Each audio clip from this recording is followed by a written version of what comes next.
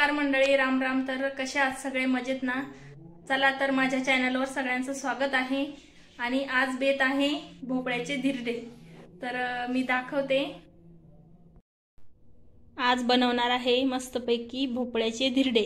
चला तर इथं मस्त कवळा भोपळा घेतलेला आहे मी, आणि याला मस्त सगळा भोपळा मी इथं किसून घेणार आहे।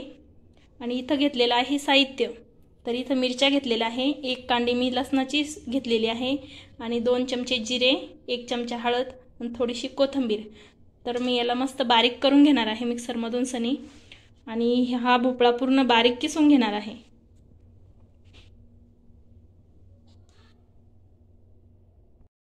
तर मी असा इथं बारीक भोपळा किसून घेतलेला आहे, आणि इथं मसाला पण बारीक करून घेतलेला आहे।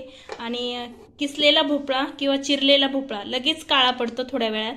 तर मी याच्यामध्ये 2 वाटी गव्हाचं पीठ आणि 1 छोटी वाटी डाळीचं पीठ घालून घेणार आहे।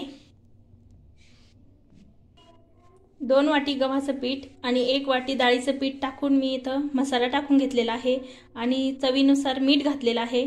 चला तर मी हे पीठ आता भिजवून घेणार आहे, आणि हे पीठ भिजवणार आहे, जास्त पातळ पण नाही आणि जास्त घट्ट पण नाही।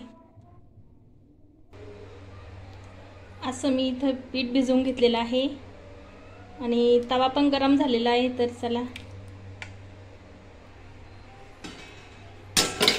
तव्याला लावायचं आहे मस्तपैकी असं तेल, म्हणजे चिपकणार नाही खाली।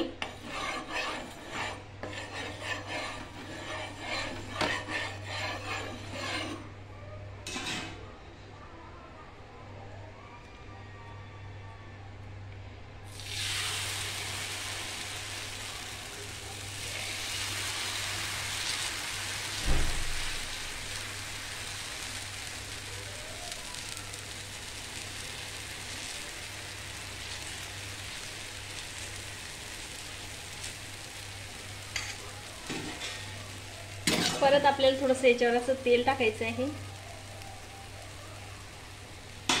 आणि 2 मिनिटं असं झाकण ठेवायचं आहे त्याच्यावर।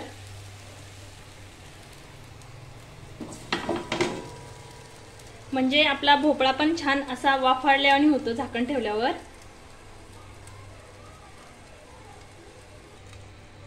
आता हे झाकण काढणार आहे मी,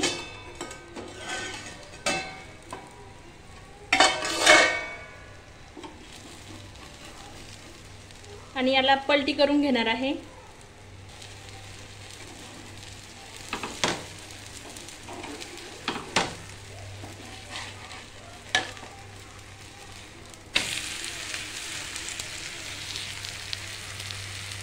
तर एका साईडला मस्त करपलेलं आहे धिरडं,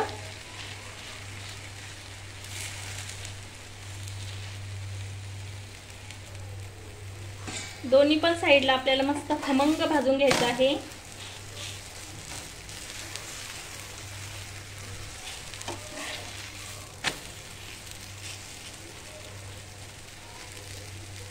आणि धिरडं खूप हलक्या हाताने करावं लागतं, कारण की पीठ पातळ राहतं, आणि मेन म्हणजे आपला भोपळा आपण तसाच कच्चाच किसून टाकलेला आहे त्याच्यामध्ये।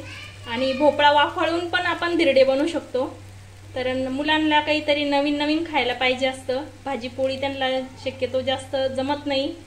तर असंच नवीन काहीतरी अधूनमधून लागत असतं मुलांना।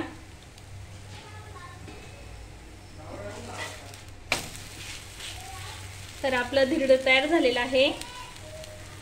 तर अशा प्रकारे धिरडं तयार झालेलं आहे, आणि भोपळ्याचे धपाटे पण बनतात। धपाटे आपल्याला थोडं पीठ निब्बर करून थापून करावं लागतात, आणि धिरडे पातळ पीठ करून सनी। तर कसे वाटले भोपळ्याचे धिरडे नक्की सांगा, लाईक करा, शेअर करा, आणि करून पण बघा, खाऊन पण बघा।